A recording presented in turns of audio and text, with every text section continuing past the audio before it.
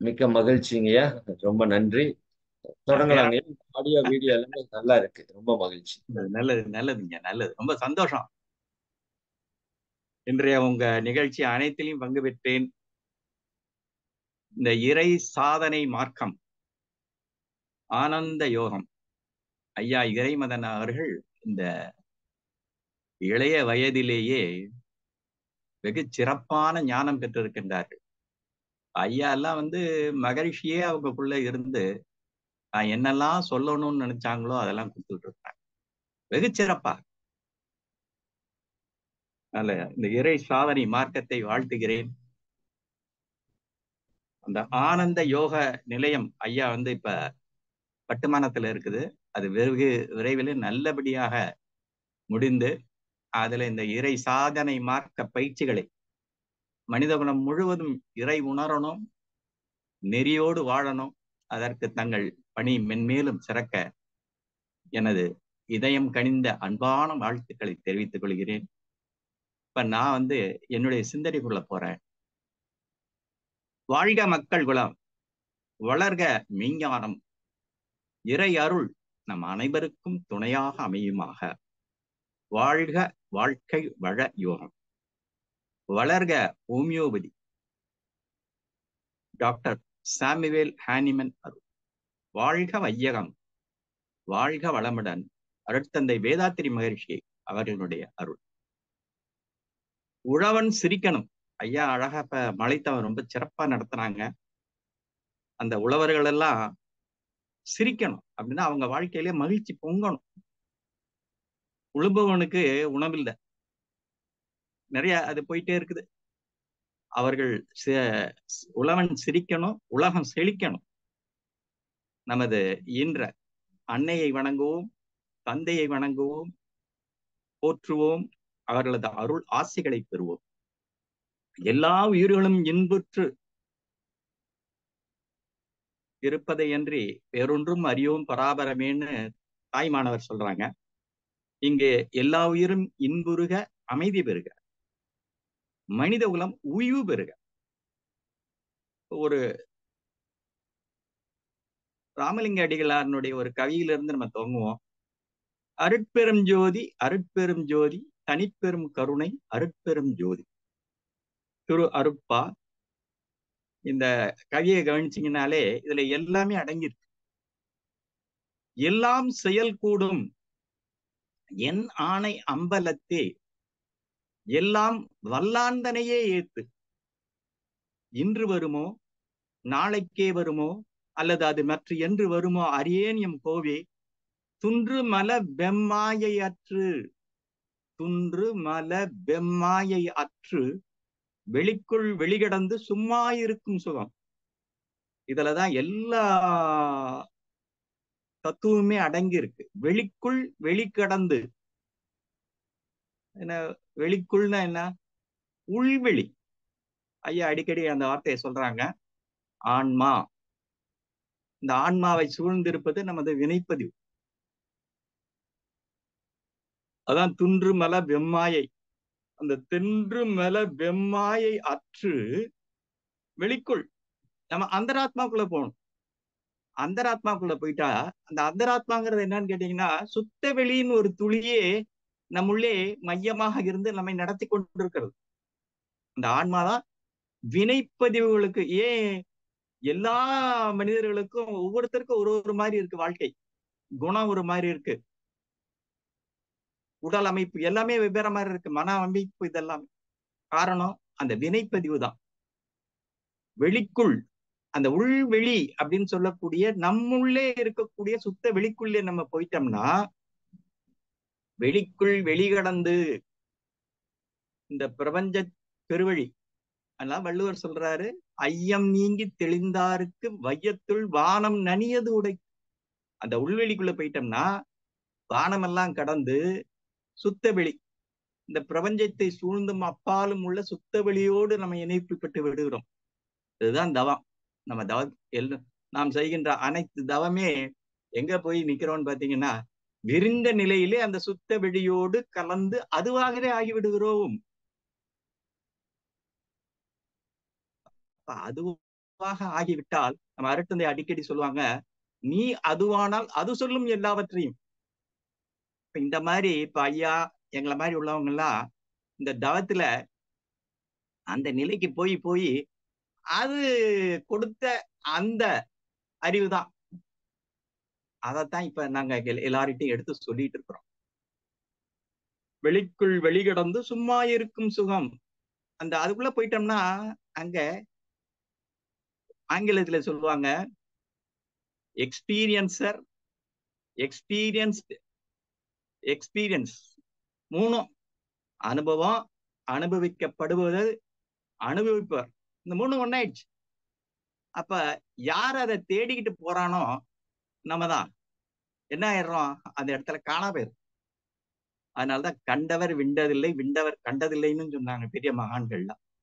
அந்த இடத்துல போயிட்டோம்னா அந்த அனுபவத்தை நம்ம இந்த உலகத்துல இருக்கக்கூடிய மொழிகளின் வாயிலாக சொல்லுவதற்கு மிக மிக சிரமம். ஆனா யான் பெற்ற இன்பத்தை இங்கே எல்லோருக்கும் டிரான்ஸ்பர்மேஷன், தன்மாற்றம் பெறலாம். என் கூட இப்ப இந்த தவத்துல இந்த பயிற்சியில ஐயா போன்றவங்க எல்லாம் இப்ப செய்யறாங்கன்னா, நீங்க என்னன்னா அந்த அவர் பெற்ற அந்த அனுபவத்தை, இறை அனுபவத்தை எல்லாருக்கும் தன்மாற்றம் செய்ய முடியும். அவருக்கு கிடைச்சது எல்லாத்துக்கும் கிடைக்கும். அவர் கூட இருந்தாலே போதும். அந்த அவருடைய பேச்சை கேட்டுக்கிட்டே அவர் சொல்லக்கூடிய அந்த தவ முறைகளை எல்லாம் நாம் கடைபிடித்துக் கொண்டே வந்தோம் என்றால் நமக்கும் அதே அனுபவம் கிடைக்கும். இப்ப ஐயா அடிக்கடி சொல்றாங்க, பல மகான்களினுடைய அந்த அருளாசிகளை எல்லாம் தன்னோடு தவம் செய்வதற்கு முன்னாடியும், ஒவ்வொரு வகுப்பு ஆரம்பிப்பதற்கு முன்னாடியும் அவ்வளத்தையும் தனக்குள்ளே வாங்கிக் கொள்கின்றார்கள். இப்ப ஒரு கட்டத்துல நம்மை நடத்துவது யாருன்னு கேட்டீங்கன்னா, இந்த உலகம் நல்லா இருக்கணும்னு நினைக்கக்கூடிய மகான்களினுடைய அந்த விருப்பம் தான் இப்ப நமக்குள்ள இருந்து செயல்பட வைக்குது. அதுதான் பேசுது. இப்போ இதை கவனிக்கின்றவர்கள் உலகம் முழுக்க பல அன்பர்கள் இதை கவனிச்சிட்டு இருக்கிறாங்க. அவங்களுக்கு ஏன் இன்னைக்கு வந்து இது கிடைத்தற்கரிய ஒரு பேரு. பல நீண்ட நெடும் காலமாக அவர்கள் முன்னோர்கள் எல்லாம் வேண்டி விண்ணப்பித்து விரும்பி நிற்பது எதுக்குன்னு கேட்டீங்கன்னா, இந்த இறை அருளை பெறுவதற்குத்தான். இந்த இறை அருளை பெறுவதற்குத்தான் இந்த உலகம் முழுக்க, மனிதகுலம் முழுக்க பல மதங்கள், பலவிதமான சடங்குகள், சம்பிரதாயங்கள், கோவில்கள் அப்படின்னு பல இருக்கு. இருந்தாலும் அதை எளிய முறையிலே இந்த தவ சாதனைகள் வழியாக நாம் அறிய முடியும். அதத்தான் நம்முடைய ராமலிங்க அடிகளார் சொல்றாங்க. வள்ளுவரும் ஒரு இடத்துல சொல்லுவாரு, ஐயப்படா அது அகத்தது உணர்வானை தெய்வத்தோடு ஒப்பப்படு. இப்ப இந்த அகமும் வள்ளலார் சொன்ன வெளிக்குள்னு சொல்றோம் பாருங்க, ரெண்டும் ஒண்ணுதான். அதான் அந்தர் ஆத்மா, இறைநிலையினுடைய சுத்த வெளியினுடைய ஒரு துளி, எ டிவைன் ஸ்பார்க் அப்படிம்பாங்க. அது நமக்குள்ளே அந்தராத்மாவாக இருந்து நம்மை நடத்தி கொண்டிருக்கிறது. அது இடையறா இணைப்பில் இருக்கு. பிரபஞ்ச பெருவெளியோடும் அதை சூழ்ந்தும் அப்பாலும் உள்ள சுத்த வெளியோடும் இடையறா இணைப்பில் இருக்கு. ஆனா இதுக்குள்ள போயிட்டோம்னா அங்க போயிடுறோம்.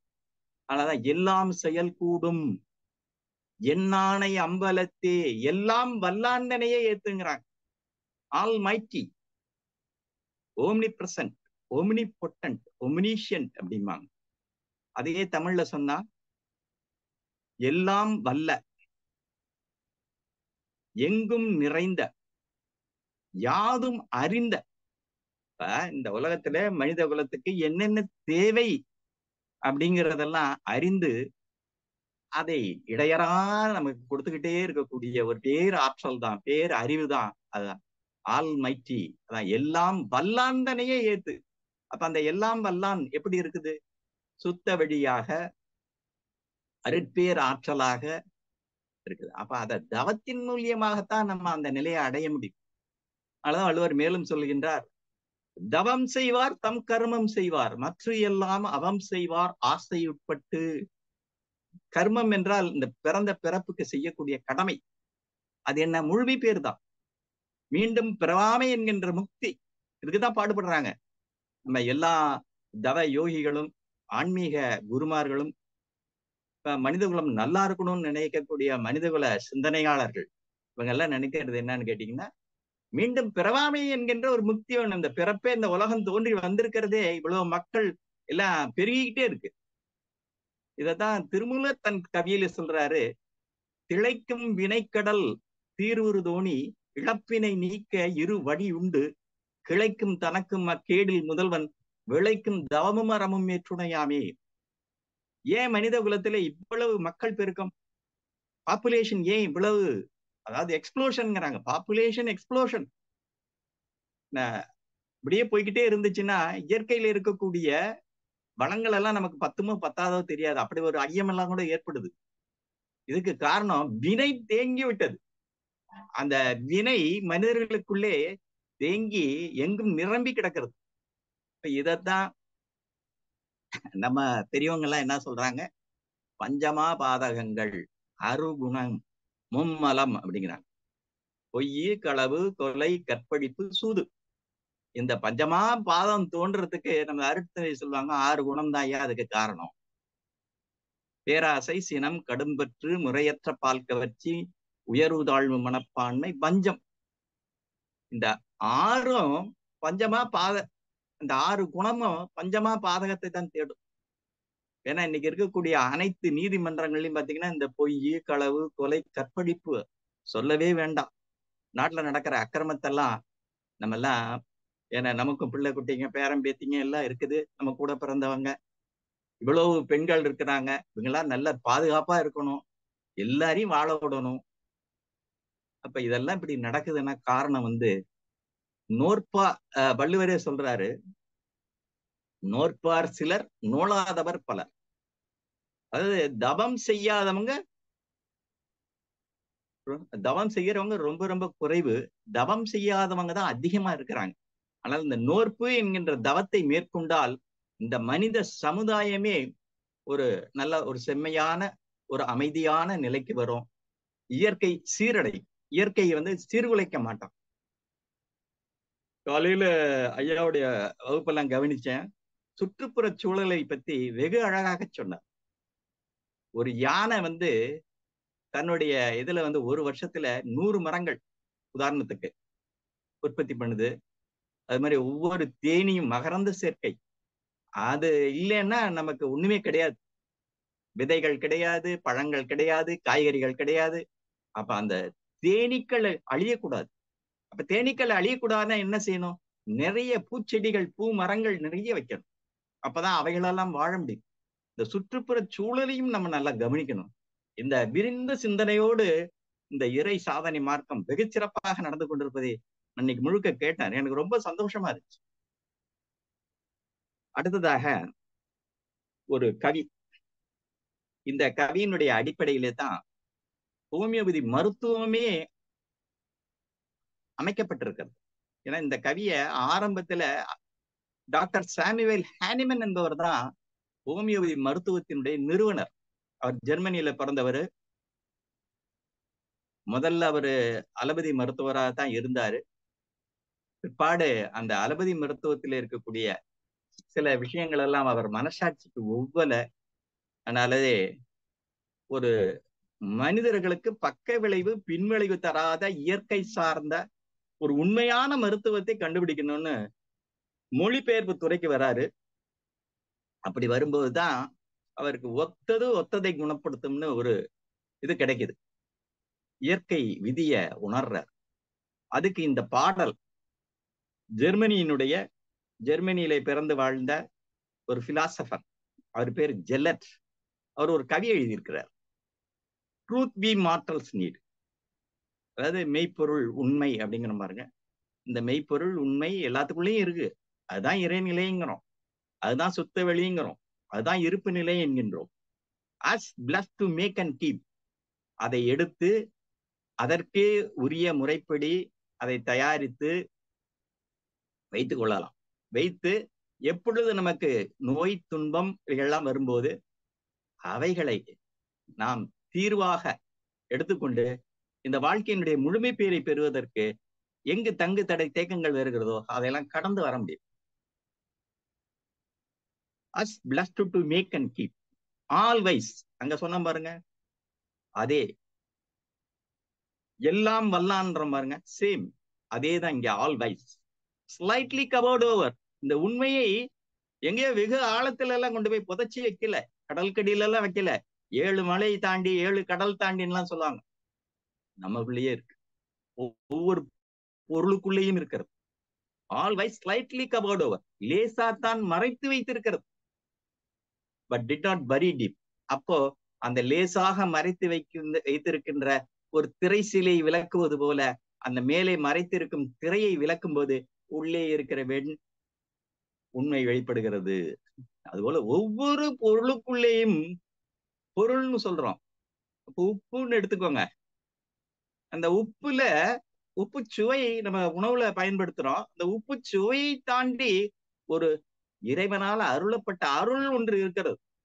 அந்த நிலைக்கு போகணும், அந்த அருள் நிலைக்கு போகணும். இதை கண்டுபிடிச்சவர் தான் டாக்டர் சாமுவேல் ஹானிமன். நமது அருட்தந்தை அவர்கள் ஹோமியோபதி மருத்துவத்தின் மேலையும் டாக்டர் சாமுவேல் ஹானிமன் மேலையும் பெருமதிப்பு கொண்டவர். அதனால அவர்கிட்ட நான் நிறைய ஒரு காலகட்டத்திலே போய் இந்த ஹோமியோபதி மருத்துவத்தை பற்றி எல்லாம் பேசுவதற்கு எனக்கு வாய்ப்பு கிடைச்சது. ஒரு சமயம் ஏன்னா என் வாழ்க்கை அனுபவத்தையும் சொல்லணும். எனக்கும் அருட்தந்தைக்கும் எப்படி ஒரு இது, அதாவது ரொம்ப நெருங்கி நான்லாம் பழகல, ஆனா அருட்தந்தையை அடிக்கடி பார்த்திருக்கிறேன். அவர்கிட்ட சில சந்தேகங்கள்லாம் கேட்டிருக்கிறேன். எனக்கு ஒரு சமயம் இந்த தியானத்துல சில பிரச்சனைகள் தீராத பிரச்சனைகளா இருந்து எனக்கு வாழ்க்கை வாழ்வதற்கே வெகு சிரமமாக ஆகிவிட்டது. என் தொழிலே பாதிக்கப்பட்டு விட்டது. ஆனா ஒரு பொறியியல் ஆலோசகன், பல ஊர்களுக்கு சென்று ஒரு சொந்த கம்பெனி வச்சது செஞ்சுட்டு இருந்தேன். என்னால போக முடியல. அப்போ நான் இந்த தியானத்துல சில பிரச்சனை வந்ததுனால என்னால ரொம்ப கஷ்டப்பட்டேன். அப்ப அருட்தந்தைகிட்ட போய் தேடி கண்டு அவருக்காக காத்திருந்து அவரை சந்தித்து அவரிடம் தீர்வு கேட்கிறேன். அப்ப அருட்தந்தை அவங்க சொன்னாங்க, எல்லாத்தையும் கேட்டு ஒரே ஒரு வார்த்தை தான் ரொம்ப அழகா சொன்னாங்க. ஐயா, அதெல்லாம் மாயை, இல்யூஷன், அதை பத்தி கவலைப்படாதீங்க, விட்டுருங்க. நீங்க ஹோமியோபதி மருத்துவத்துக்கு போங்க, உங்க வாழ்க்கைக்கு தீர்வு அங்கதான் இருக்குன்னா சொன்னாங்க. இது உண்மையா சொன்னாங்க. அன்று தொடங்கி இன்று வரைக்கும் அந்த ஹோமியோபதி மருத்துவம், நம்முடைய தியானம், தவம், இந்த ஆன்மீக வாழ்க்கையிலேயே தொடர்ந்து இருந்து கொண்டிருக்கிறேன். இதை பற்றி ஆராய்ச்சி தான் செய்து கொண்டிருக்கிறேன். அதே நமது அருட்தந்தை அவர்கள் ஹோமியோபதி மருத்துவத்து மேலே எவ்வளவு ஒரு மரியாதையும் மதிப்பு வச்சிருக்காங்க. அதுக்கு ஒரு கவியை எழுதியிருக்கிறாங்க. அந்த கவியை நான் இங்க சொல்றேன். அதாவது ஹோமியோபதி மருத்துவம் பரிணாம சரித்திரத்தை நிரூபணம் செய்வது, சான்று. பரிணாம சரித்திரத்திற்கு சான்று ஹோமியோபதி மருத்துவம். பரிணாம சரித்திரத்தில் மனிதர், அந்த கவியை சொல்றேன், மகரிஷி சொன்ன கவி. பரிணாம சரித்திரத்தில் மனிதர் எவரென்றாலும், ஐயா காலையில அழகா சொன்னாங்க. இதெல்லாம் இந்த பரிணாமத்தை பத்தி எல்லாம் ரொம்ப நல்லா விளக்கினாங்க. அது ஒன்றுமில்லா ஒன்றிலிருந்துதான், அதாவது பொருளற்ற ஒரு நிலையிலிருந்தா பொருள் தோன்றி இருக்கு. அதான் நம்ம ஆகாசம், விண் அப்படிங்கிறோம். அதை இயக்குவது, இந்த இடத்துல நம்ம நல்லா கவனிக்கணும், அதை இயக்குவது பிராணசக்தி என்கின்ற வெள்ளம். இந்த வெள்ளத்தை பத்தியும் பிராணசக்தியை பத்தியும் விவேகானந்தரும் பாரதியாரும் ரொம்ப அழகா சொல்லுவாங்க. அது என்னுடைய இந்த வகுப்புகள்லயே வரும், நம்ம போக போக பார்க்கலாம். பரிணாம சரித்திரத்தில் மனிதர் எவரென்றாலும் பலப்பலவாம் சீவேனங்கள் தாண்டியே வந்துள்ளார். தெரியாமல் இருக்கும் உண்மைகளை நாமே தெரிந்து கொள்ள ஒரு சிறந்த வழியுள்ளதாம் சொல்வேன். யார் சொல்றா? அருட்தந்தையவங்க அத்தாரிட்டேட்டிவா ஆணித்தரமாக சொல்லுகின்றார். என முற்றும் தெளிந்தவர், தெரிந்தவர், அறிந்தவர். அரிதான மருத்துவமாம் ஹோமியோபதியில் அனைத்து சீவ குணங்களில் ஒன்று முனைந்தால், நம்ம நமக்குள்ள பல பதிவுகள் இருக்குது. அந்த பதிவுகள் ஏதோ ஒன்று முனையும் போதுதான் நமக்கு அது ஒவ்வாமையாக வியாதியாக மாறுகிறது. அதுக்கு தீர்வு வேணும்னா எங்க போகணும்? பரிணாமத்துக்குள்ளதான் போகணும். இததான் டாக்டர் சாமுவேல் ஹானிமன் அவர்கள் வெகு அழகாக அதெல்லாம் கண்டுபிடிச்சு விளக்குகிறார். விரிவடையும் ஒவ்வாமை மனிதனுக்கு நோயாய், வேறு என்ன சான்று வேண்டும் பரிணாம நிதிக்கு. அந்த ஹோமியோபதி மருத்துவத்தை பத்தி மகரிஷி அவங்க இந்த கவிதையை சொல்லி இருக்கிறாங்க. நாளே ட்ரூத், அதாவது ஹோமியோபதி மருத்துவம் ஆன்மாவிற்கான விஞ்ஞான மருத்துவம். நம்மளும் விஞ்ஞானத்தை தேடிக்கிட்டு தான் இருக்கிறோம். அப்ப அந்த மெய்ஞானத்தை தேடும் வழியிலே, வாழ்க்கையிலே நமக்கு ஏற்படும் சிக்கல்களை போக்கிக் கொள்ள நமக்கு இந்த மருத்துவம் பெரிதும் பயன்படுகிறது. அந்த மகரிஷி சொன்னாங்க, இந்த மாதிரி நீங்க ஹோமியோபதி மருத்துவத்துக்கு போங்க அப்படின்னு சொல்லி அந்த மருத்துவரையும் காட்டி கொடுத்தாங்க. அந்த மருத்துவர்கள் கொடுத்த மருந்தை கிட்டத்தட்ட 3 ஆண்டுகள் விடாமல் சாப்பிட்டேன். ஒரு நாளைக்கு 10 மருந்து, 2 நாளைக்கு 20 மருந்து, 3 ஆண்டுகள். ஒவ்வொரு மருந்தும் ஒரு குறியை ஏற்படுத்தும். இப்ப பாத்தீங்கன்னா அது ஒரு பெரிய துன்பமாகிவிட்டது. ஆனா இன்னைக்கு இவ்வளவு ஆராய்ச்சி பண்ணுவதற்கு அன்று எனக்கு கிடைத்த அந்த அனுபவம் தான் எனக்கு ஹோமியோபதியும் மெய்ஞானத்தையும் ஒப்பிட்டு கூறுகிறேன். ஏன்னா அதான் மனித குலம் உயிர் பெற வேண்டும். இன்னும் மருத்துவத்திலையும் நம்ம முழுமையடையல, இறை வழிபாடுன்னு சொல்லக்கூடிய மெய்ஞானத்திலேயே நம்ம இன்னும் முழுமையடையல. மனிதகுலம் மிகவும் பின்தங்கிய நிலையில இருக்குது. இதையெல்லாம் சரி செய்வதுதான் நம்மளை போன்ற ஆன்மீக சிந்தனையாளர்கள், ஆன்மீக பயிற்சியாளர்கள், ஆன்மீக உணர்வாளர்கள் அவங்களுடைய கடமை. அப்போ இந்த 2 இதுதான், அதான் உள் உணர் அனுபவ ஆய்வாளர்னு போட்டிருக்கேன். ஒவ்வொரு ஹோமியோபதி மருந்தும் உங்க உள்ளுக்குள்ளே, உடலில், மனதில், ஆன்மாங்கிறது தான் பாரம்பரியம். இப்ப ஒரு செல்லுன்னு எடுத்துக்கிட்டீங்கன்னா அந்த செல்லுல குரோமோசோம், ஜீன், டிஎன்ஏ, ஆர்என்ஏ. இந்த குரோமோசோம் ஜீன்ல அதாவது ஹெரிடிட்டரி இம்பிரிண்ட்ஸ், பாரம்பரிய பதிவுகள், ஹெரிடிட்டரி குவாலிட்டிஸ், பாரம்பரிய குணங்கள், ஹெரிடிட்டரி டிசீசஸ், பாரம்பரிய வியாதிகள், அக்வயர்ட். இந்த காலத்துல நம் பிறந்து வாழ்றோம் பாருங்க, அப்போ நமக்கு ஏற்படக்கூடிய சூழ்நிலை, வசதி வாய்ப்புகள், இப்படி பல அவைகளெல்லாம் சேர்ந்து acquired imprints, acquired qualities, acquired diseases, அதாவது நாம் சேர்த்து கொண்ட, நம்ம தேடி சேர்த்து கொண்ட அந்த பதிவுகள், குணங்கள் வியாதிகளாக மாறுது. இப்ப இவ்வளவுக்கும் மருந்து இருக்கா? இருக்கு. ஹோமியோபதியில மருந்து இருக்கு. இவைகளெல்லாம் போக்கிக் கொள்ள முடியும்.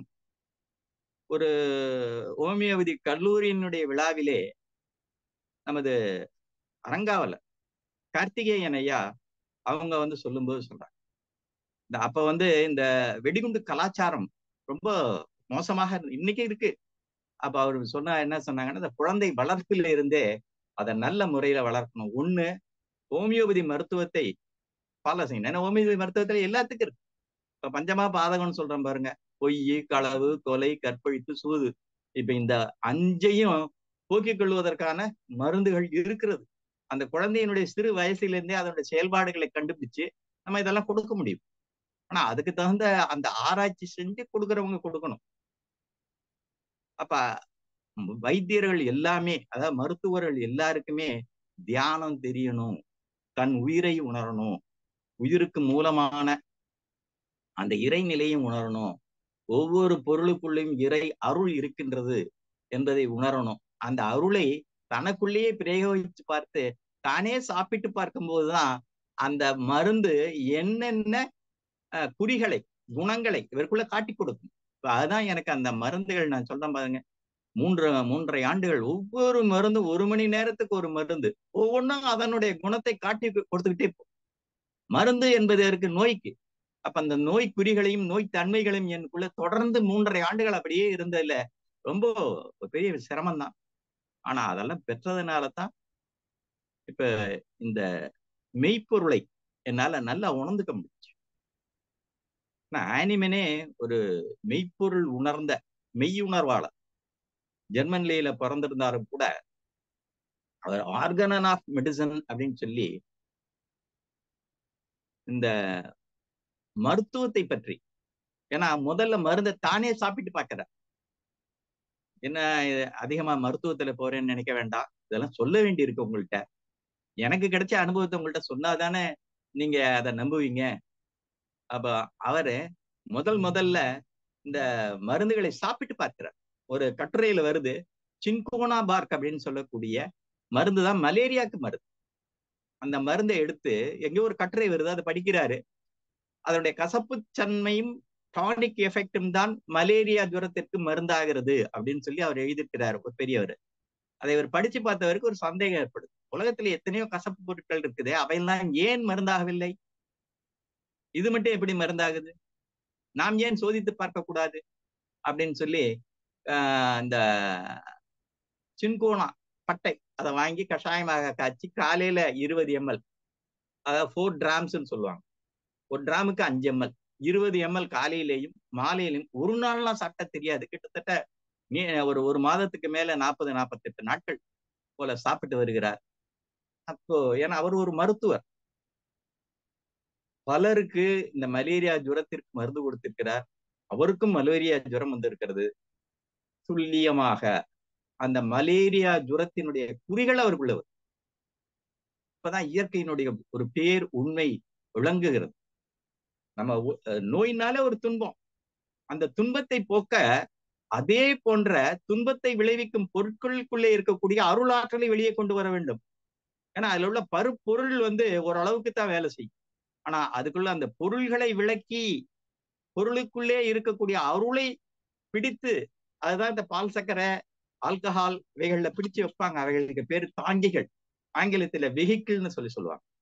அவைகளுக்குள்ளே பிடித்து வைத்து, ஏன்னா ஆல்கஹால்ல பிடிச்சு வச்சுட்டோம்னா அது கிடவே கிடாது. அந்த மருந்து எவ்வளவு நாளைக்கு வேணாலும், அனிமன் காலத்துல கண்டுபிடிச்சிட்டு போன மருந்து இன்னைக்கும் நம்ம உலகத்துல பயன்படுத்திட்டு இருக்கிறாங்க. அவர் 250 வருஷத்துக்கு மேல ஆயிப்போச்சு. கெட்டுப்போகாது, மருந்து கெட்டுப்போகாது, எப்பொருளும் ஆல்கஹால்ல வச்ச.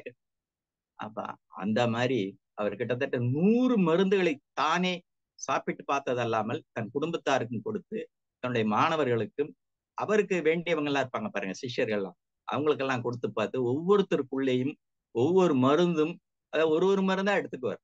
அந்த ஒரு மருந்தையும் எடுத்துக்கொண்டு ஆண்களுக்கு பல வயதினருக்கு கொடுப்பாரு, பெண்களுக்கு பல நிலையில இருக்காங்க. ஒரு சிறு பெண்கள், திருமண வயதிற்கு முன்னாடி இருக்க பெண்கள், திருமணம் ஆன பின் உள்ள பெண்கள், வயதானவர்கள், இப்படி பலருக்கும் கொடுத்து பார்த்து அந்த ஒரு மருந்து அவர்களுக்குள்ள என்னெல்லாம் பிரச்சனையை ஏற்படுத்துது அப்படிங்கறத எல்லாத்தையும் தொகுத்து, அதுக்கு பேர் தான் மெட்டீரியா மெடிக்கா, மருந்துக்கான் ஏடு. இப்படி தயாரிச்சார் 99-100 மருந்துகளுக்கு.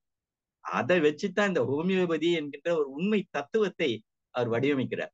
அதுல 6 பதிப்புகள், ஒவ்வொரு தடவையும் கிட்டத்தட்ட ஒரு 20-30 வருஷத்துல 6 பதிப்புகள் கொண்டு வர, அடுத்து இந்த 6வது பதிப்பு தான் அவருடைய முழுமையான பதிப்பு. ஆனா அது ரொம்ப நாளைக்கு அப்புறம் தான் மனித குலத்துக்கு கிடைச்சிச்சு. கிட்டத்தட்ட 80 ஆண்டுகளுக்கு பிறகுதான் கிடைச்சிச்சு.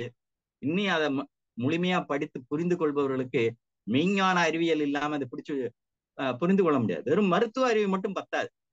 நோய்க்கு மருந்து அப்படின்னு கொடுக்கறது அது மருத்துவர்கள் செய்கின்ற வேலை, அதெல்லாம் ஒண்ணு சரியாதான் செஞ்சிட்டு இருக்கிறாங்க. இருந்தாலும் கூட ஒவ்வொரு மனிதனுக்கும் உயிர் இருக்கிறது.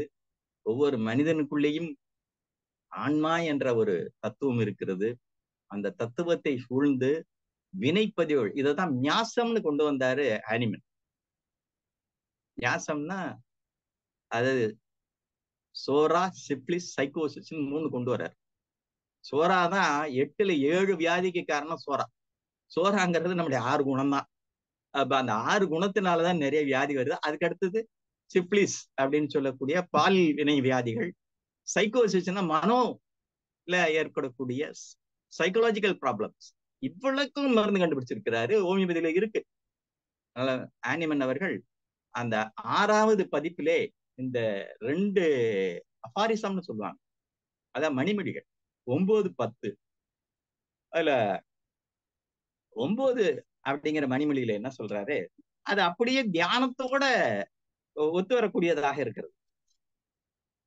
இந்த ஹெல்தி கண்டிஷன் ஆஃப் மேன், நான் அது ஆங்கிலத்தில் சொல்லிவிட்டு தமிழ் விளக்கம் உங்களுக்கு நான் சொல்றேன். In the healthy condition of man, the spiritual vital force, the dynamis that animates the material body, rules with unbounded sway, retains all the parts of the organism, admirable, harmonious, vital operation as regards both sensation and function, so that our indwelling reason-gifted mind can employ this living, healthy instrument for the higher purposes of our existence. ஒரு மருத்துவ மாமேதை மனிதனுடைய மிக உயரிய வாழ்தலினுடைய மிக உயரிய நோக்கம் என்ன சொல்ல, higher purposes of our existence. அவர் சொல்றதும் முழுமை பேரு, மீண்டும் பிறவாமை. பெரிய பாருங்க, எல்லா ஞானிகளுடைய கருத்துக்கள் எல்லாம் ஒத்துதான். உலக மக்கள் அனைவரும் நல்லா வாழணும், உலகத்தை சீர்கெடுக்க கூடாது, இயற்கையை நம்ம எந்த விதத்திலையும் அழிக்க கூடாது, எல்லாம் எல்லாருக்கும் கிடைக்கணும். ஒரு சின்ன புழு பூச்சி இருக்கு பாருங்க, அதுக்கு கூட இந்த உலகத்துல வாழ்றதுக்கு உரிமை இருக்கு. அந்த உரிமையை நம்ம எப்படி யாரும் பறிச்சிடக்கூடாது. அதான் பகுத்துண்டு பல்லுயிர் ஓம்புகன்னு வள்ளுவர் சொல்றாரு. எல்லா உயிர்களும் வாழணும்.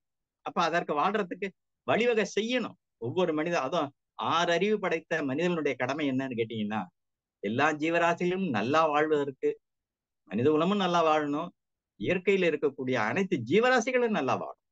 ஏன்னா ஒன்னோட ஒண்ணு தொடர்புடையது. செயின் அப்படிம்பாங்க, ஃபுட் செயின் அப்படிம்பாங்க, எனர்ஜி செயின் அப்படிம்பாங்க. அப்ப எல்லா சங்கிலி தொடர் போல இருக்கு, ஒன்னோட ஒண்ணு சொல்றது. சின்ன பூச்சிகள்லாம் அழிஞ்சிருச்சுன்னா அப்புறம் நிறைய இதெல்லாம் இதாகாது. நம்ம நிலமெல்லாம் பெரிய பெரிய அறிஞர்கள்லாம் சொல்றாங்க, நம்ம நிலமெல்லாம் மலடாயிடுச்சுன்றாங்க. காரணம் ஒண்ணு யூரியா, ரெண்டாவது பூச்சிக்கொல்லிகள். இத ரெண்டையும் போட்டு என்ன ஆயிடுச்சு, அவ்வளவும் சீர்கெட்டு போச்சு. அதனால நம்ம இப்போ நம்ம நிலத்துல விதையை விதைச்சா விளையாது.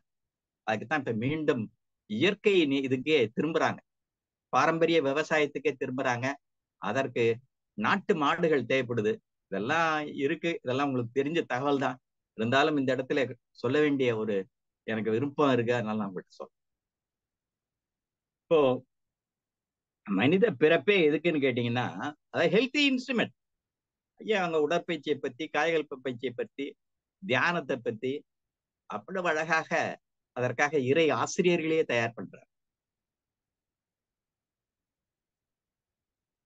அதை இறை சாதனை மார்க்கம் என்ற ஒரு பெயரிலே இந்த சிறு வயதிலேயே அவ்வளவு சிறப்பா செய்றார். Healthy instrument. எதுக்கு இந்த உடம்பு நல்லா ஆரோக்கியமாக இருக்கணும்னு கேட்டீங்கன்னா, வாழ்தலுடைய உயரிய நோக்கம். பிறந்து நம்ம வந்திருக்கிறது ஏதோ வெந்ததை தின்னு நம்ம சொல்லுவாங்க வரிசையா. இப்ப அதை மட்டும் ஒரு வாழ்க்கையை வாழ்ந்து, ஒரு வீட்டை தேடி, ஒரு பொருளை தேடி, நான் பேரம்பேத்தியை பெற்று கல்யாணம் பண்ணி வச்சு கடைசியில கஷ்டப்பட்டு நொந்துதான் பாவம் சாகுறாங்க. அதுக்காக மட்டும் நம்ம பிறக்கல, அது இயற்கை. இருந்தாலும் higher purposes of our existence, வாழ்தண்டை உயிரை நோக்கத்தை ஒரு மனிதன் அடைய வேண்டும். அதற்கு தன்னை வினை பதிவுகளை சீர் செய்ய வேண்டும், சரி செய்ய வேண்டும், செம்மை செய்ய வேண்டும். அதுதான் இந்த ஹெல்தி கண்டிஷன் ஆஃப் மேன். மனிதனுடைய நலமான நிலையில் ஸ்பிரிச்சுவல் வைட்டல் ஃபோர்ஸ்னா ஆன்மாவால் இயக்கப்படும் உயிராற்றல். ஆன்மாதான் இயற்கையிலே பிரபஞ்ச பேரியக்கத்திலிருந்து, இறை நிலையிலிருந்து அருளை பெற்றுக் கொள்கிறது. அதுக்கு பேர் அவர் வைட்டல் ஃபோர்ஸ் அப்படிங்கிறார். ஸ்பிரிச்சுவல் வைட்டல், உயிர் சக்தி தான் வைட்டல் ஃபோர்ஸ் அப்படிங்கிறார். ஸ்பிரிச்சுவல்னா ஆன்மா, ஆன்மாவால் இயக்கப்படும் உயிர் சக்தி. இது பெரிய விளக்கம், அதுக்கு இருக்கு, நிறைய இருக்கு. த டைனமிக்ஸ் தட் அனிமேட்ஸ், அதாவது அது ஒரு ஆற்றல், தானியங்கி ஆற்றல். That animates the material organism, அதாவது மெட்டீரியல் பாடி. இந்த பருப்பொருட்களால் ஆன உடலை நடத்துவது எதுன்னு கேட்டீங்கன்னா, இது பருப்பொருட்களால் ஆன உடல், இதை நடத்துவது பருப்பொருட்களாக அல்லாத நம்ம ஆளுங்கள. நேனோன்னு ஒரு பார்ட்டிகள் இருக்கு, இல்லைன்னு சொல்லல, அது நுண்ணிய துகள். அது இறை அருள் கிடையாது, அதை விட இறை துகள்னு தான் சொல்றாங்க. இந்த இடத்துல என்ன நிறைய கருத்து வேறுபாடுகள்லாம் வரும். இதை நான் சொல்றதை எந்த ஹோமியோபதி மருத்துவனை ஏற்றுக்க மாட்டாங்க, ஏன்னா அவங்க சயின்ஸின் அடிப்படையில போறாங்க. சயின்ஸினுடைய அடிப்படையில நீங்க போனீங்கன்னா உங்களால இயற்கையினுடைய ரகசியத்தை அணுக முடியாது. ஆன்மீகத்தின் வழியாக, மெய்யியல் வழியாக நீங்க உள்ள போனீங்கன்னா நீங்க உண்மையை உணரலாம், அனுபவிக்கலாம், தன்மாற்றம் செய்யலாம். அதான் dynamics that animates the material organism rules with unbounded sway. இப்ப நம்ம எல்லையில்லாத வகையில நம்ம மனதை விரிக்கிறோம், அறிவில் ஆராய்ச்சி செய்யறோம். நம்ம இருக்கிறது இப்ப இந்த பூமிக்குள்ளதான் இருக்கோம். இப்ப தியானத்திலே விரிஞ்சு விரிஞ்சு நாம பூமி, சந்திர மண்டலம், சூரிய மண்டலம், பால்வெளி அண்டம், பிரபஞ்சம், பிரபஞ்சத்தை தாண்டி அப்பாலும் உள்ள சுத்த வெளி என்கின்ற அந்த இருப்பு நிலையோடையே போய் இணையர். அதான் rules with unbounded sway. And retains all the parts of the organism. இப்ப நீங்க எல்லாம் அந்த இடத்துல உட்கார்ந்து இப்ப நான் பேசுறதை கவனிச்சிட்டு இருக்கீங்கன்னா, உங்க உடம்புல இருக்கக்கூடிய உறுப்புகள், இயக்கங்கள் எல்லாம் ஒன்றுக்கொன்று ஒத்து இசைந்து இணக்கமாக இருந்தாதான் நான் சொல்றதை நீங்க முழுமையா, அதுதான் தியானத்துல அதுதான் நம்ம பெறணும். அதுதான் தியானம். தியானம் செய்யும் போது என்ன ஆகுது, நம்மள உடம்புல இருக்கக்கூடிய பருவுடல், மனம், உயிர், ஆன்மா எல்லாம் ஒன்றாக ஆகிவிடும். லைக். அப்ப அந்த நிலையிலே போகும்போதுதான் நம்ம சுத்த வெளியோட ஒன்று கலந்து அதுவாக ஆகி நம்முடைய வினைப்பதிவுகள் எல்லாம் கழித்து முழுமை பெறை பெற முடியும். அதான் retains all the parts of the organism, admirable, harmonious, vital operation as regards both sensation and function. இப்ப இந்த ஒரு உண்மை ஒண்ணு நம்ம தெரிஞ்சுக்கணும். நம்ம உடல்ல உயிர் தான் நமக்கு உணர்வையும் இயக்கத்தையும் கொடுக்கிறது. உணர்வு தான் அடிப்படை.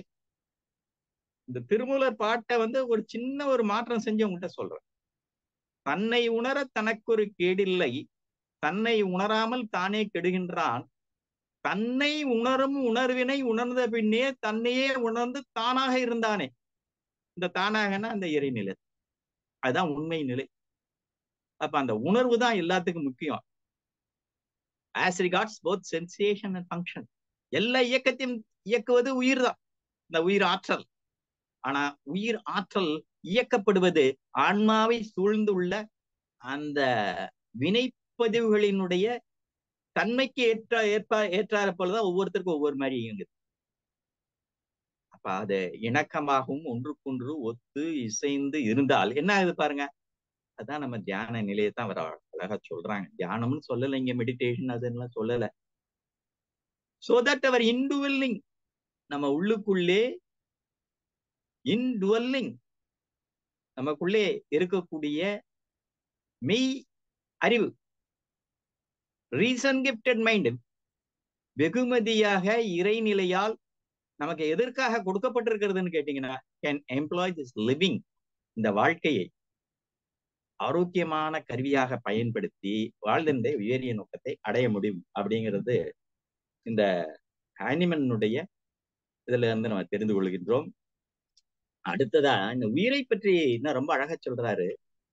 த மெட்டீரியல் ஆர்கானிசம், பருப்பொருட்களால் ஆன உடல், வித்தவுட் த வைட்டல் ஃபோர்ஸ், இந்த உயிர் சக்தி இல்லாமல் அதற்கு நோ சென்சேஷன், உணர்வு கிடையாது, நோ ஃபங்க்ஷன், இயக்கம் கிடையாது, நோ செல்ஃப் பிரிசர்வேஷன், தன்னைத்தானே பேணி பாதுகாத்துக் கொள்ள முடியாது. இட் டிரைவ்ஸ், எது அங்க என்ன சொன்னோம், ஸ்பிரிச்சுவல் வைட்டல் ஃபோர்ஸ் தான், ஆன்மா தான் வரவழைத்துக் கொள்கிறது. ஒவ்வொரு உடலுக்குள்ளேயும் எல்லாத்தையும் இயக்குறது அதுதான். அந்த இயக்கிறதுக்கு தேவையான உயிராற்றலை பிரபஞ்ச பேராற்றலில் இருந்தா வரவழைக்குது.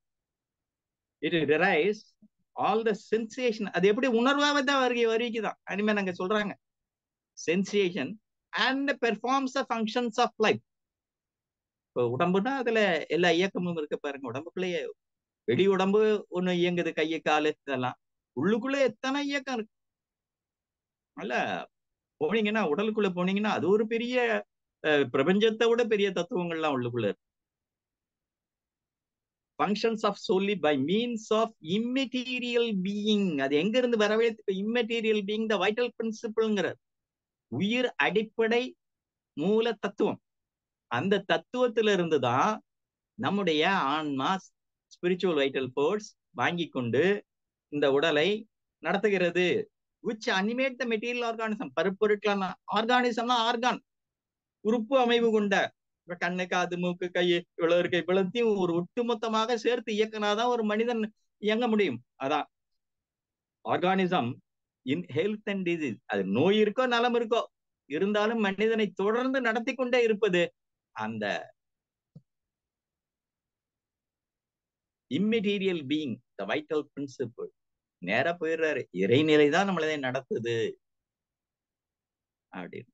இப்படி இந்த மாதிரி பல தத்துவங்களை எல்லாம் படித்து அவைகளெல்லாம் மகிழ்ந்து அதை வைத்து கொண்டுதான் இந்த ஆன்ம அமைதி தவம், ஆன்ம அமைதி சமாதி தவம், உடல் நலத்தவம், இதை எதுல செய்யணும்னு கேட்டீங்கன்னா யோக மௌனம் என்ற பயிற்சி ஐயாட்டோட சொன்ன ஒரு 6 மணி நேரம் ஆகும் அந்த பயிற்சி.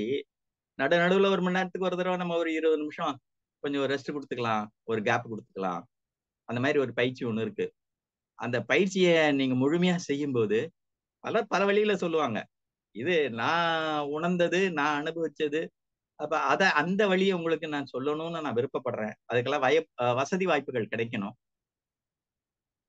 அப்ப அதுல இந்த யோக மௌனம் என்பதுலதான் வினைப்பதிவே கழிஞ்சு போகுது.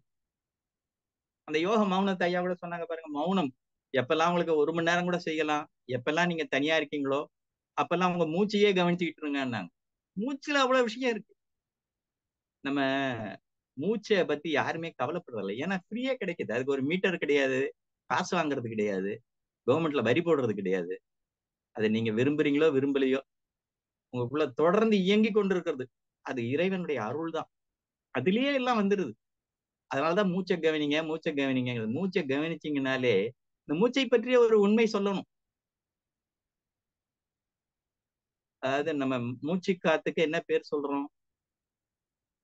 பிராணவாயு. பிராணவாயு என்பது ஒன்னா அல்லது கூட்டா? அது ஒரு கூட்டு பொருள், கூட்டு தத்துவம்னு தான் சொல்லணும். ஒண்ணு பிராணசக்தி. இந்த பிராணசக்தி தான் பிரபஞ்சத்தையே இயக்குது. அததான் வெள்ளம்ங்கிறோம். அது இதற்கு கொஞ்சம் வேதத்துலதான் போகணும். ஏன்னா சுவாமி விவேகானந்தர் தான் பிராணனை பத்தி ரொம்ப அழகா சொல்றாங்க. அப்ப அந்த பிராணாவில கல்பகாலம்னு ஒரு இதை சொல்றாங்க. இந்த கல்பகாலம்ங்கிறது ஒரு பிரபஞ்சம் தோன்றி அது தன்னுடைய நோக்கத்தை நிறைவடைந்த பிறகு அதுல இருக்கிறது எல்லாமே அழிஞ்சு போகும். அப்படின்னா ஒண்ணு இன்னொன்னு சயின்ஸ்லயும் சரி, நல்ல உண்மையான மெய்யியல்லையும் சரி, எதுவுமே அழியாது. அணுவாத்தான் இருக்கும். இந்த சக்தி வெள்ளம் என்கின்ற இறை அருள், அதாவது இயக்குகின்ற சக்தி பிராணசக்தி, வெள்ளம் இறை அருள், அது அதுவாத்தான் இருக்கும். அது ரெண்டும் மாறவே மாறாது. அது அணுவை இயக்கும், அணுவை கூட்டி பிரிக்கும். இதை நம்ம நல்லா படிக்கணும்னா பாரதியாரனுடைய பரசிவ வெள்ளத்துக்கு போகும். இதெல்லாம் இவ்வளவும் இருக்கு. இதுக்கெல்லாம் வாய்ப்பு கிடைச்சிச்சுன்னா ஒண்ணுன்னா சொல்றேன், நல்லா நீங்க புரிஞ்சுக்கலாம். உங்களுடைய ஆன்மீக பாதையிலே ஏற்கனவே பயிற்சிகள் செய்து ஒரு பாதையில போயிட்டு இருக்கீங்க. நான் சொல்ற கருத்துக்கள் இன்னும் கொஞ்சம் உங்களுக்கு அதுல மேலும் தெளிவாக நீங்க செல்வதற்கு வழிவகுக்கும். அப்ப அந்த பிராணன் எல்லாம் சேர்ந்து ஒரு தொகுப்பாயிடுமா, அணுவெல்லாம் சேர்ந்து ஒரு தொகுப்பாயிடுமா, ஆகாசம் எல்லாம் சேர்ந்து.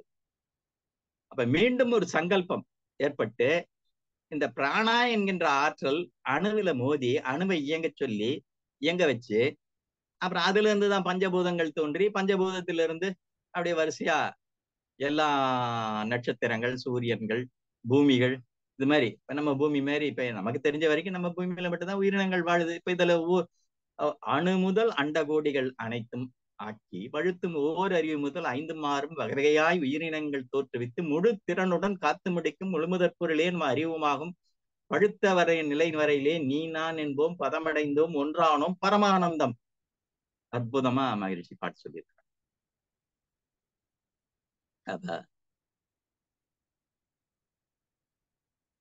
அப்ப அந்த அணுக்களை இயக்குவது பிராணசக்தி.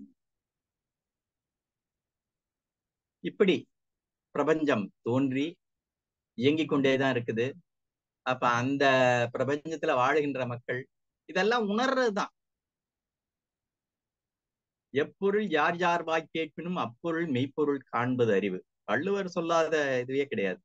எப்பொருள் எத்தன்மை தாயினும் அப்பொருள் மெய்ப்பொருள் காண்பது அறிவு. இந்த மெய்ப்பொருள், மெய்யை உணர வேண்டும். மெய்யை உணர்றதுன்னா தியானம் தான். அதனாலதான் சொல்றார், தவம் செய்வார் தம் கர்மம் செய். இன்னொன்னு அழகா சொல்றார், பிறப்பு என்னும் பேதமை நீங்க சிறப்பு என்னும் செம்பொருள் காண்பது அறிவு. இந்த செம்பொருளும் மெய்ப்பொருளும் ஒண்ணுதான். நம்ம பிறப்பே பேதமை தான், அறியாமை தான். அததான் ஆணவம்ன்றாங்க. ஆணவம்னு என்ன? அறியாமை. நான் செஞ்சேன்னு நான் நினைக்க கூடாது. நம்ம எல்லாத்தையும் இயக்குவது, நமக்கு வேண்டியது எல்லாத்தையும் கொடுக்கறது அந்த இறை அருள் தான். இந்த கான்செப்டை நல்லா அண்டர்ஸ்டாண்ட் பண்ணிக்கிட்டாலே நிறைய விஷயங்களை நம்ம பொறுத்து போயிடும். நம்மளே நம்ம திருத்திக்குவோம். அவேர்னஸ் வேணும். இந்த மூச்சு காத்துன்னு ஒண்ணு எடுத்தோம் இல்லைங்களா? அந்த மூச்சு காத்து ஒண்ணு இந்த பிரபஞ்சத்தையே இயக்கக்கூடிய பிராணசக்தி இந்த பிரபஞ்சம் முழுக்க எங்கும் நீக்கமர நிறைந்திருக்கிறது. அதற்கு பெயர்கள் வெவ்வேறு சொல்லலாம். இப்ப எனக்கு புரிஞ்ச வகையில நான் உங்கள்ட்ட அந்த பேரை சொல்றேன். பிராணசக்தி. வாயு என்பதே நம்ம வளிமண்டலம், பூமியை சூழ்ந்து இருக்கக்கூடிய இந்த வளிமண்டலத்துல தான் காற்று இருக்கிறது. அந்த காற்றுல இருந்து ஆக்சிஜனை எடுத்துக்கொள்கிறது. அந்த பிராணசக்தியும் வாயும் என்கின்ற காற்றிலிருந்து ஆக்சிஜனும் சேர்ந்துதான் நம்ம மூக்கின் வழியாக உள்ளே போகுது. எங்க போகுது? நுரையீரலுக்குள்ள போகுது. நம்ம நுரையீரல் பாருங்க, வலது மார்புக்கூடு, அந்த மார்புக்கூட்டுல வலது பக்கம் இடது பக்கம், இந்த பக்கம் 3 அறை இருக்குது, அந்த பக்கம் 2 அறை இருக்கு. 3வது அறையாக இருப்பது நமது இதயமே. இந்த உள்ள போன காத்து பிராணவாயு ஆக்சிஜனோட சேர்ந்து உயிரும் போகிறது. இது புதுசா இருக்கலாம். நிறைய சித்தர்கள்லாம் இத ஏத்துக்கிறாங்க. அதுக்கு இறை அருள்னு தான் அவங்க சொல்றாங்க. அப்ப அதுல சேர்ந்து நுரையீரல்ல போய் கார்பன் டை ஆக்சைடை வெளியேற்றி விட்டு ரத்தத்துல கலந்து இதயத்திற்கு சென்று ஒரு அறையிலிருந்து இன்னொரு அறைக்கு சென்று அங்கிருந்து அழுத்தம் கொடுத்து இரத்த குழாய் அமைப்புகள் வழியாக ஒவ்வொரு செல்லுக்கும் சென்று ஒவ்வொரு செல்லுக்கும் தேவையான ரத்தத்துல பொருட்கள் இருக்கு. வளர்சிதை மாற்றத்திற்கு தேவையான சத்து பொருட்கள், உயிர் பொருட்கள் இருக்கு. உயிரும் தருது. அடிப்படை உயிர் இப்படித்தான் வருது ஒரு மனிதனுக்கு. ஒவ்வொரு செல்லையும் உயிர் விளைத்து, ஏன்னா ஒவ்வொரு செல்லு ஒரு தனி யூனிட். மகரிஷி அவங்க அழகா சொல்லுவாங்க. இதெல்லாம் ஒவ்வொன்றும் ஒரு தனித்துவம் வாய்ந்த ஒரு இது, ஒரு முனிசிபாலிட்டி போல. அதுக்கு வேண்டிய எனர்ஜி அது உற்பத்தி செஞ்சுக்கும், தண்ணி எல்லாத்தையுமே இது பண்ணும், கழிவை அகற்றி விடும். அப்ப இந்த செல்லு எல்லாம் மொத்தமா ஒன்னா இருக்கணும்னா அதுவும் உயிர் தான். உயிர் தான் அதை கூட்டி ஒரு வாகனமாக ஒரு இதைத்தான் நம்ம திருமூலர் சொல்லுவாரு, உள்ளம் பெரும் கோவில். உள்ளம்னா நம்ம சொல்ற உள்வெளிதான், அந்தராத்மா. உள்ளம் பெரும் கோவில். கோனா இறைவன் குடியிருக்கக்கூடிய இல்லம்னு பேர், கோயில். உள்ளம் பெரும் கோவில், ஊன் உடம்பு ஆலயம். இந்த சத, எலும்பு, நரம்பு, ரத்த நாளங்கள், செல்கள் விழால் செய்ய ஊன் உடம்பு ஆலயம், ஆன்மா லயமாகின்ற இடம்.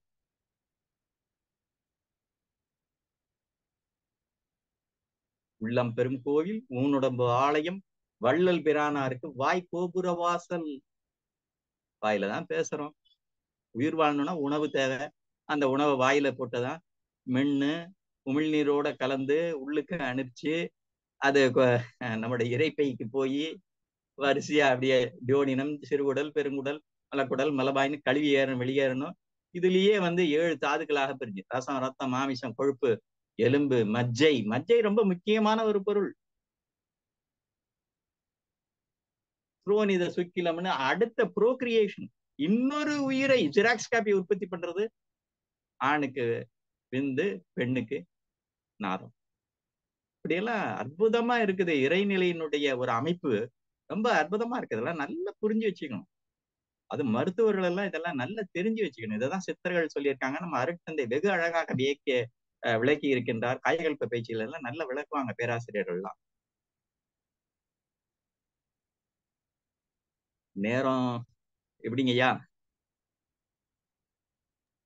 வாழ்க வளமுடன்ங்கய்யா.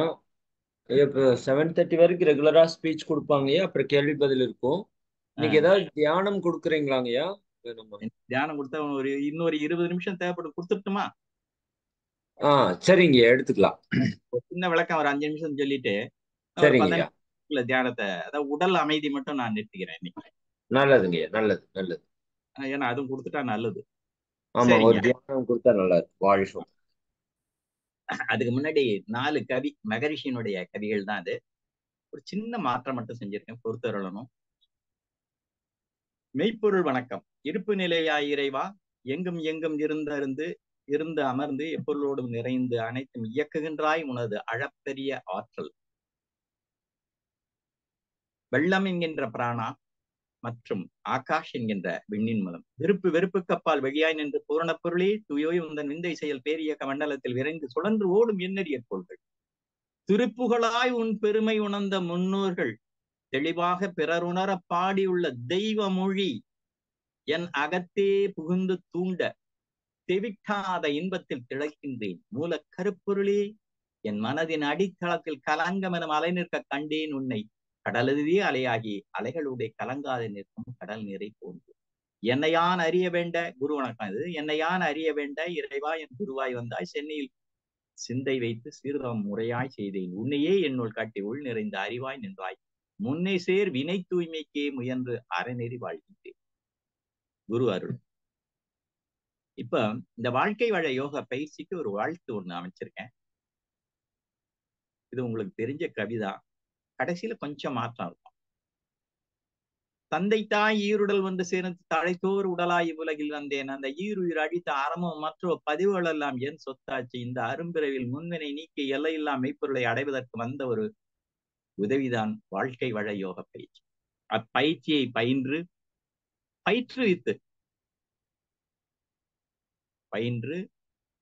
பண்பட்டு பயிற்றுவித்து உய்வு பெறுவேன் இப்பிறவியிலேயே. இந்த அரும்பிறவியிலேயே. ஒரு பிறவி போதும். அடுத்ததான் நம்மளை இந்த உலகத்துக்கு கொண்டு வந்த பெற்றோர் வணக்கம். இறைவனை மனதில் கொண்டு நேர்மையாய் வாழ்ந்த எனது பெற்றோர் மறைவருள் உணரத்தக்க மகவு வேண்டி தவமிருந்து பெற்றெடுத்து ஒழுக்கமாய் நேர்மையாய் வளர்த்து ஆளாக்கினார்கள். அவர்கள் அறவடி தொழுது இந்த அரிய பொருளை மனிதகுலம் உய்வதற்காக இயம்புகிறேன். இப்ப ஆன்ம அமைதி தவம். ஆன்ம அமைதியாத்தான் இருக்குது, ஒண்ணும் பிரச்சனை இல்லை. அதுல இயங்கக்கூடிய மனம், உடல், இவைகள்தான் சூழ்நிலைக்கும் மற்ற இதுக்கும் தகுந்த மாதிரி அமைதியற்று இயங்குது. இப்ப அது அமைதி அடையணும். அது அமைதி அடையணும்னா ஆன்மா எதெல்லாம் இயக்குதுன்னு பாத்தீங்கன்னா, உடலை இயக்குது, மனதை இயக்குது, ரெண்டையும் உயிரை கொண்டுதான் இயக்குது. அப்ப அந்த உடல் அமைதி பெறணும், மன அமைதி பெறணும். இன்னைக்கு நான் உடல் அமைதி பயிற்சி மட்டும் சுருக்கமா நடத்திட்டு இது பண்ணிடுறேன். இன்னொரு நாளைக்கு நம்ம சேர்ந்து ரெண்டையும் செய்யலாம் வாய்ப்பு கிடைக்கும் போது. உடல்னு எடுத்துக்கிட்டீங்கன்னா பருவுடல், உச்சந்தலையில இருந்து உள்ளங்கால் வரை. அந்த பருவுடல்ல பாதம். முதல்ல பாதத்தை எடுத்துக்கிறோம். அந்த பாதத்தை எடுத்துக்கிட்டோம்னா பாதத்துல மேல என்ன இருக்கு? தோல் இருக்கு, உள்ளுக்குள்ள தசை இருக்கு, தசைக்குள்ள எலும்பு இருக்கு, எலும்புக்குள்ள மஜ்ஜை இருக்கு. இதன் ஊடே இரத்த நாளங்களும் நரம்பு அமைப்புகளும் உள்ளன. அதுதான் நாடி நரம்புகள்ங்கிறாங்க. இப்போ இத நம்ம அமைதி அடைய செய்யணும். ஒவ்வொரு பகுதியாக பாதம், காலு, முழங்கால், தொடை, அடிவயிறு, மேல்வயிறு, நெஞ்சு பகுதி, கைகள், கழுத்து, கண்ணு, காது, மூக்கு அப்படின்னு சொல்லக்கூடிய முகம், தலை. அப்புறம் போனோம்னா தலைக்குள்ள மூளை இருக்குது, அதுக்கப்புறம் நரம்பு தொகுதிகள் இப்படியே இருக்கு. அதுக்கு ஒவ்வொரு செல்லோடையும் இணைப்பு பெற்றிருக்குது. அதுதான் உணர்வையும் இயக்கத்தையும் தொடர்ந்து அழித்து கொண்டிருக்கிறது. இப்ப நம்ம முதல்ல பாதத்தை எடுத்துக்கோம். இப்ப பாதத்துல உணர்வு, அந்த உணர்வை தருவது உயிர் தான். அப்ப நம்ம ஒரு பாதத்திலே உணர்றோம்னு வச்சுக்கோங்களேன். அப்ப எதை நம்ம உணர்றோம்? உயிர். அப்ப உயிரை உணரும் போது உயிரோ தனக்கு வேண்டிய ஆற்றலை ஆன்மாவின் கருணையினாலே பிரபஞ்ச பேராற்றல் அப்படின்னு சொல்லக்கூடிய த வைட்டல் பிரின்சிபிள் இம்மெட்டீரியல் பீயிங் அப்படின்னு சொன்ன பாருங்க, அதுல இருந்துதான் வரவழைத்து அதுதான் உணர்வை கொடுக்கும். அப்ப உணர்வுன்னா அங்க உயிர். நம்ம உணர்ந்தோம்னாலே போதும். பாதத்தை உணர்ந்தோம்னாலே உயிர் குவிக்கிறது. உயிரோ இறை அருளை அங்கே குவிக்கிறது. அப்ப அங்க இறை அருள் குவிஞ்சிச்சுன்னா என்ன ஆகும்? அங்க ஓடக்கூடிய ரத்த ஓட்டம், வெப்ப ஓட்டம், காற்றோட்டம், உயிரோட்டம் எல்லாம் நல்ல முறையில இன்டர் செல்லுலர் லிக்விட் ஃப்ளூயிடுமா, அதனுடைய பயோகெமிஸ்ட்ரி ரசாயனம் சரியா அமையும். அங்க ஏதாவது தங்கு தடை தேக்கங்கள் எந்த இதுல இருந்தாலும் சரி, அதை எல்லாத்தையும் அந்த இறை அருள் சரி செய்யும். இதுதான் இந்த தவத்தினுடைய நோக்கம். அதனால இது பேர் ஆண்மை அமைதி தவம்னு சொல்லி சொல்றோம். இது அடிப்படையா இன்னைக்கு சொல்லியிருக்கேன். இன்னொரு நாளைக்கு நல்ல மேலும் விளக்கி நம்ம நல்ல இந்த தவத்தை ரொம்ப நல்லா செய்யலாம். இப்போ ஒரு சுருக்கமா இந்த தவத்தை நம்ம செய்வோம். 2 பாதங்களையும் உணர்றோம். முழு உணர்வையும் அங்க நிறுத்திக் கொள்கிறோம், தளர்த்தி கொள்கிறோம். இங்கே எல்லா ஓட்டங்களும் ஒழுங்காகவும் முறையாகவும் ஓடிக்கொண்டிருக்கின்றது. போதுமான அளவு வலுவும் பலமும் பெறுகிறது, நல்ல ஓய்வும் பெறுகிறது, ஓய்வு பெற்றுக்கொண்டிருக்கிறது. இங்கு இருக்கக்கூடிய தங்கு தடை தேக்கங்கள் நோய் முடிச்சுக்கள் எல்லாம் அவிழ்க்கப்பட்டு இறை அருளால் அவிழ்க்கப்பட்டு பூர்ண நலம் பெறுகிறது. வாழ்க வளமுடன். ஏன் வாழ்க வளமுடன்? கிடைச்ச நன்மை நமக்கு நீடித்திருக்கிறோம். இப்ப கணுக்கால்ல இருந்து முழங்கால் வரைக்கும் காலை உணர்றோம். அதே போலதான் வச்சுக்கோங்க, மேல தோல் உள்ள தசை அந்த பாதத்தை சொன்னதே. 2 கால்கள்லயும் ரத்த ஓட்டம், வெப்ப ஓட்டம், காற்றோட்டம், உயிரோட்டம் எல்லாம் நல்ல எல்லா ஓட்டங்களும் ஒழுங்காக முறையாம ஓடிக்கொண்டிருக்கின்றது. போதுமான அளவு வலுவும் பலம் பெறுகிறது, நல்ல ஓய்வும் பெறுகிறது, ஓய்வு பெற்றுக் கொண்டிருக்கிறது. வாழ்க வளமுடன். முழங்காலு இது ஒரு ஜாயிண்ட், இதுலதான் நிறைய பிரச்சனை வருது மக்களுக்கு. ஆனால நல்லா ஆழ்ந்த அதை நல்லா உணர்வோம். முழங்கால 2 முழங்காலையும் நல்லா உணர்வோம். அதுல சைனோவியல் ஃப்ளூயிடுன்னு ஒண்ணு சுரக்கணும்.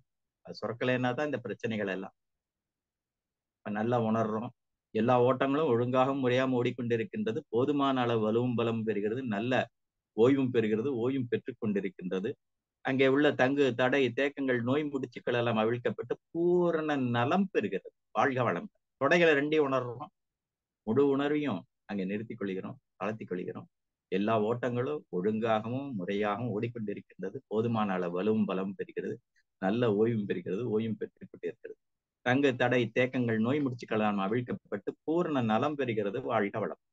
அடிவயிற்று பகுதி உறுப்புகளோட பேரெல்லாம் தெரியலன்னா கூட பரவாயில்ல, உணர்வை மட்டும் நல்லா அடிவயிற்று பகுதியில வச்சு நல்லா உணருங்க. ஆண்களுக்கு ஒரு அமைப்பு, பெண்களுக்கு ஒரு அமைப்பு இருக்குது. நல்லா உணர்றோம். முழு உணர்வையும் அங்க நிறுத்திக் கொள்கிறோம், தளர்த்திக் கொள்கிறோம். எல்லா ஓட்டங்களும் ஒழுங்காகவும் முறையாகவும் ஓடிக்கொண்டிருக்கின்றது. போதுமான அளவு வலுவும் பலமும் பெறுகிறது, நல்ல ஓய்வும் பெறுகிறது.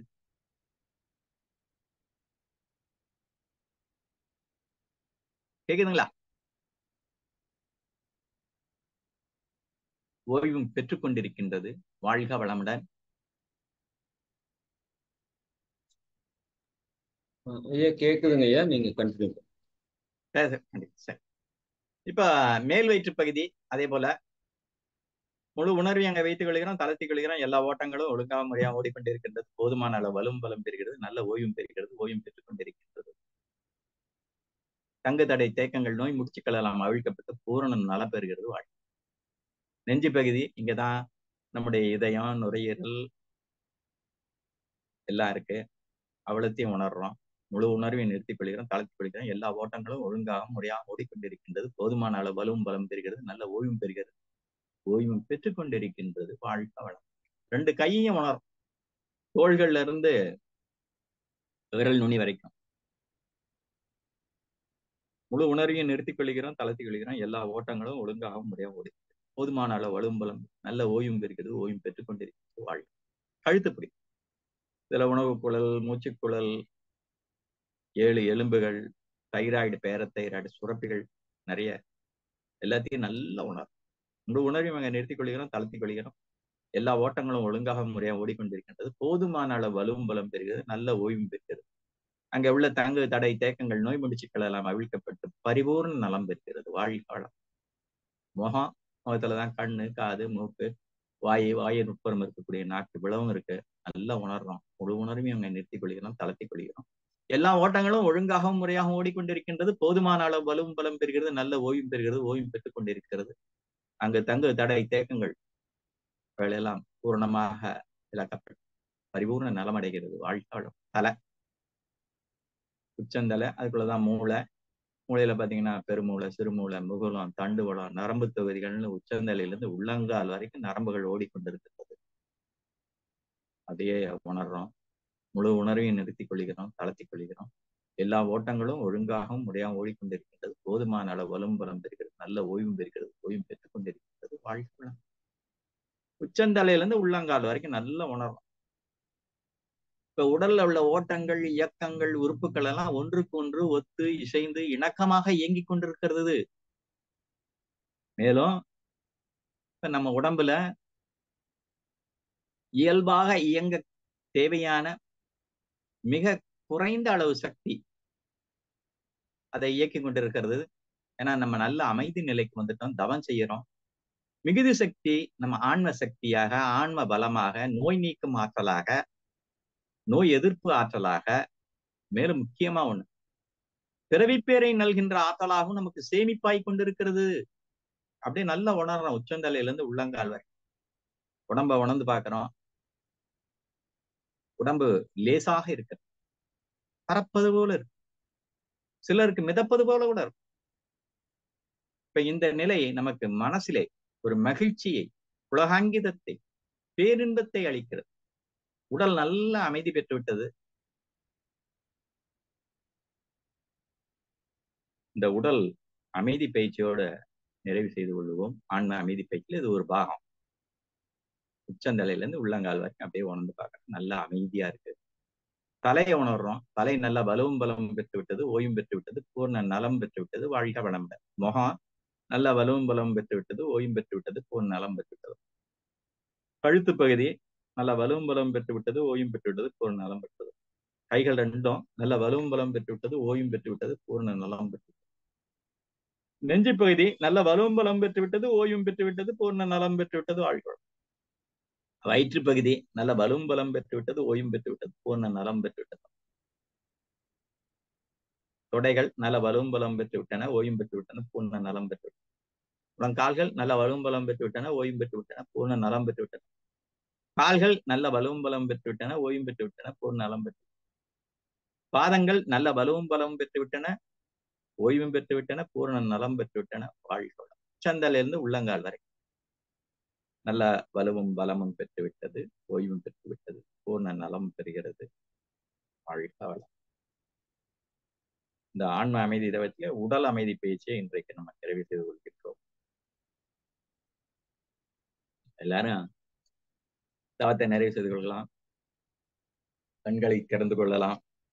ஐயா சொன்னபடி கேள்வி பதில்.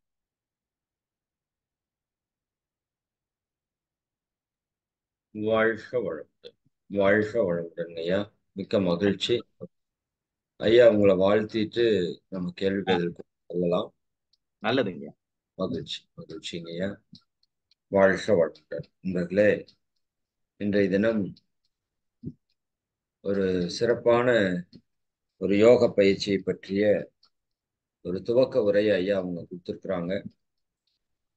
அதிலே குறிப்பாக அவர்கள் மகரிஷி அவர்கள் மேல் எந்த அளவுக்கு ஈடுபாடு இருக்கிறதோ அதே அளவிற்கு ஹோமியோபதி தத்துவத்தினுடைய தந்தை சாமுவேல் ஹானிமேன் ஐயா அவர்களை பற்றியும் மிக ஆழ்ந்த ஈடுபாட்டோடு பல விளக்கங்களை நமக்கு கொடுத்திருக்கிறாங்க.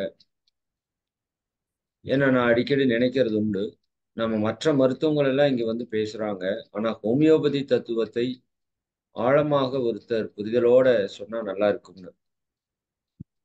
அப்ப அந்த ஹோமியோபதி அப்படிங்கிறதுனுடைய ஞானத்தை ஐயா அவங்க நமக்கு வெளிப்படுத்துறாங்க. அதற்குள்ள இருக்கிற பல விஷயங்கள், அதனோடு இணைந்து இந்த மெய்ப்பொருள் எவ்வாறு நம்ம இயக்கி கொண்டு இருக்கிறது அப்படிங்கிற ஒரு புரிதலையும் நமக்கு கொடுத்தாங்க. குறிப்பாக இந்த காற்றோடு இந்த இறை ஆற்றலும் நமக்குள் பயணித்து நமக்கு தேவையான ஆற்றலை கொடுக்கிறது